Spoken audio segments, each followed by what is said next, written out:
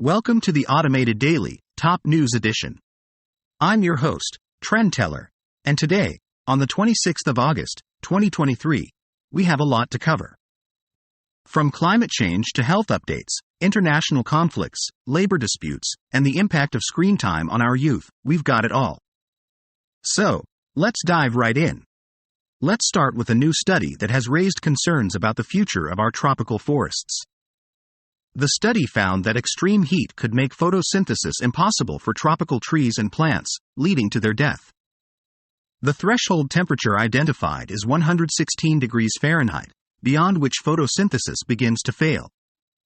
If global temperatures continue to rise, we could see large portions of the tropical canopy dying off, releasing significant amounts of carbon into the atmosphere and accelerating climate change. However, the researchers emphasize that it is still possible to prevent this outcome by taking action to mitigate climate change and reduce deforestation. Moving on to health news, a study published in JAMA Health Forum found that the use of mental health care increased during the pandemic, with mental health visits increasing by 39% and spending increasing by 54%. The study also found a tenfold increase in the use of telehealth for mental health services. Most of the visits were for anxiety and depression, and the use of telehealth for mental health did not decline after the pandemic ended. The increase in mental health services reflects a decrease in stigma and a lowering of practical barriers to care. It is unclear whether insurers will try to rein in the higher level of spending. In more health news, a weight loss drug called Semaglutide has been found to reverse the symptoms of heart failure, according to a global trial. The study, which is the first of its kind, showed that semaglutide injections triggered significant improvements in symptoms such as shortness of breath, fatigue, and swelling. The trial included 529 patients with heart failure with preserved ejection fraction, a condition where the heart pumps normally but is too stiff to fill properly. The results of the study were hailed as a breakthrough and could have a transformative impact on the lives of many patients.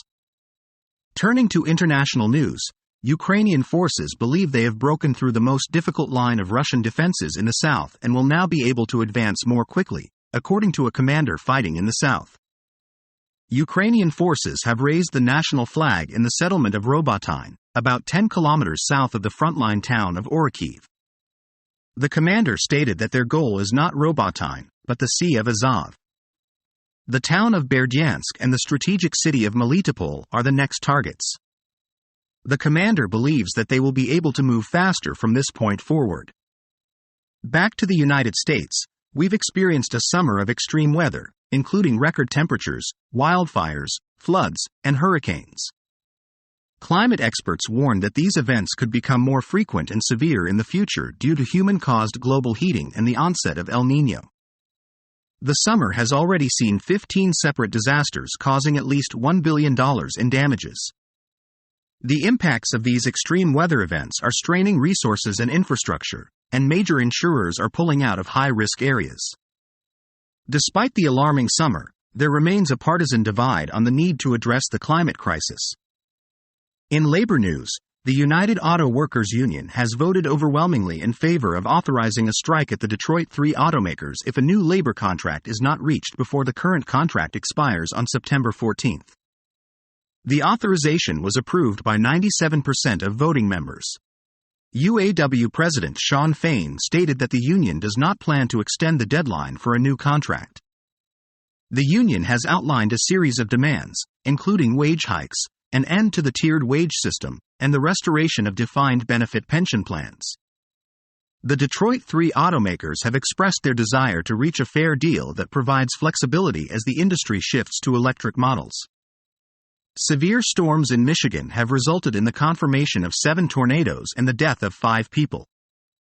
The storms caused damage to buildings, downed trees and power lines, and left hundreds of thousands without power. The U.S. National Weather Service reported an EF2 tornado with winds of 200 km per hour in Lansing, which resulted in 1 death and 3 injuries. 4 other EF1 tornadoes were reported in different areas of the state. In addition to the tornadoes, heavy rain and flooding were also reported.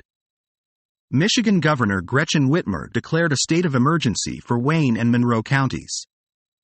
A heat dome is causing extreme heat and dangerous humidity in the central United States, with temperatures reaching 105 to 110 degrees and heat index values surpassing 120 degrees in some areas.